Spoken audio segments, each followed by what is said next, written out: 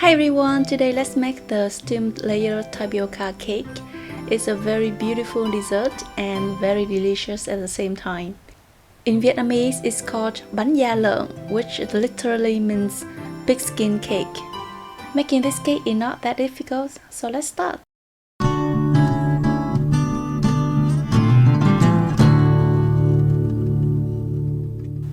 The ingredients you will need are 200 g of tapioca starch, 50 g rice flour, 250 g sugar, 1 can of coconut milk, and 200 g of cooked mung beans. To cook the mung bean, I wash 100 g of the peeled mung beans until the water becomes clear and then soak them in water for an hour. After that, I add in water and cook in the rice cooker. The water level should be just as high as the beans. If you don't have a rice cooker, after soaking the beans for 1 hour, you can steam them for 15 minutes or until they are soft. Next, we dissolve 250 g of sugar in 1 can of coconut milk and 300 ml water. You can stir on low heat until the sugar is completely dissolved. After that, let cool to room temperature. Next, we mix the tapioca starch with the rice flour and the coconut mixture.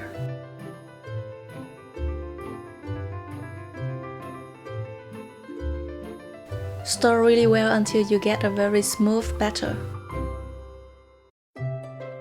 You can strain the mixture to make sure that there's no lump inside. And don't forget to add in a pinch of salt.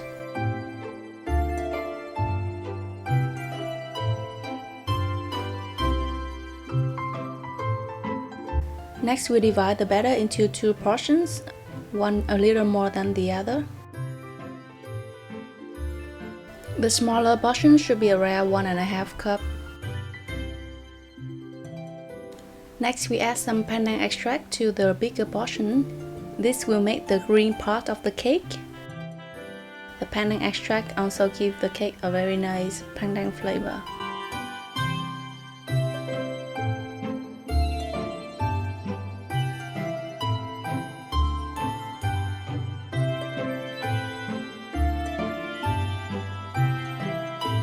For the yellow layer, we're gonna blend the cooked mung bean with the smaller portion of the batter.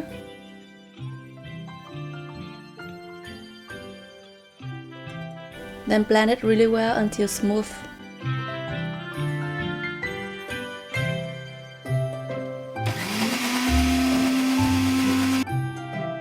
Next, we grease the pan with some vegetable oil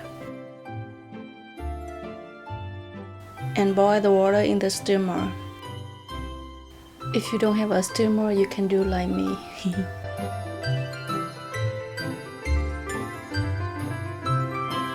Okay, so when the water in the steamer starts to boil, we add in 2 layers of the green layer.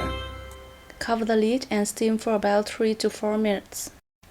To avoid the water dripping into the cake, you can wrap the lid with the kitchen towel like this.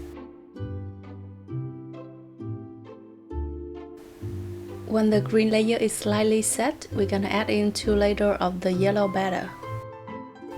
Make sure the lower layer is slightly set before we add in the new layer because we don't want them to mix up. But we also don't want them to be too separated, so steam each layer just a few minutes only, and not too long. Okay, so just continue until you finish the batter. You can make this cake in a pan or in small molds like this.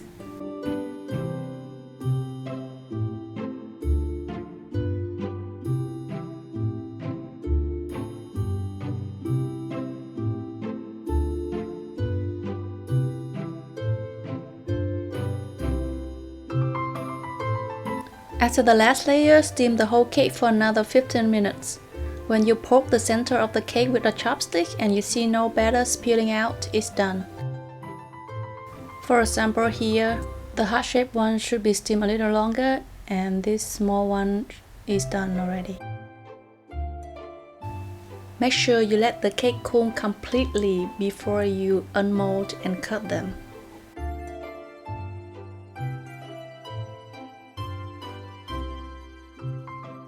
Look how beautiful these cakes are. It's already very delicious, but I still want to make it more perfect. I want it to be a little softer and has the natural fresh pandan flavor. So I bought a bunch of fresh pandan leaves and chopped up about 6 of them.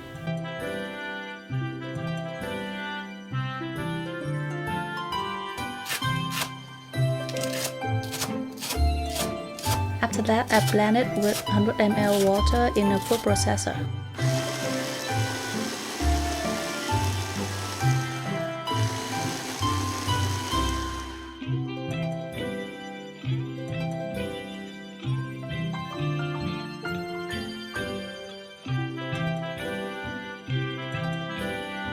Then I strain it and get 100 ml pandan water.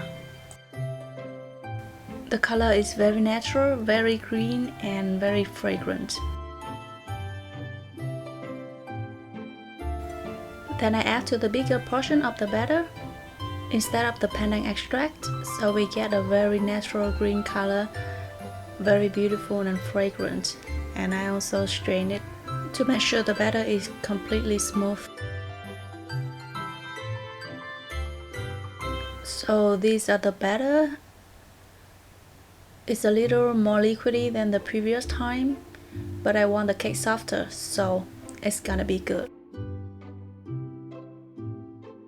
So I steam the batter layer by layer like the previous time, and this is what I get. The cake is set, but still soft, which is much more to my liking. Of course, I have let it cool completely, and now I'm gonna cut it.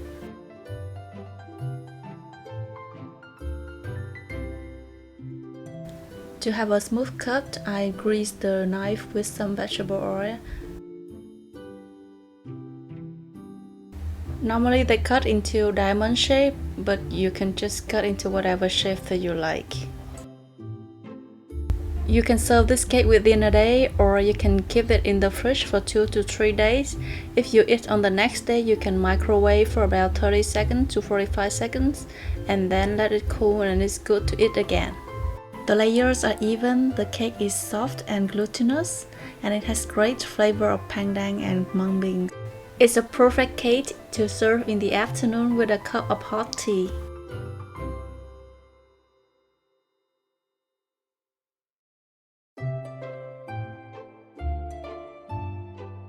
So I hope you enjoy making and eating this cake as much as I did. Thank you for watching. Bye bye!